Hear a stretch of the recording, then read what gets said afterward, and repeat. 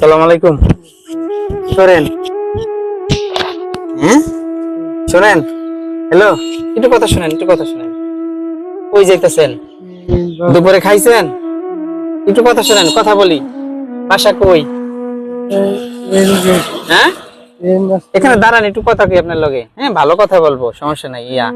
এই কই গেছিলেন? বাসায় গেছিলেন? শোনেন শোনেন, একটু দাঁড়ান। কি আনতে গেছেন?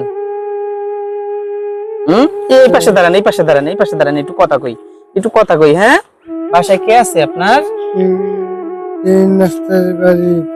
ও, সকালে কি খাইছেন? শোনেন শোনেন, দাঁড়ান দাঁড়ান দাঁড়ান, যায়েন না, একটু কথা কই। ভাত খাইছেন?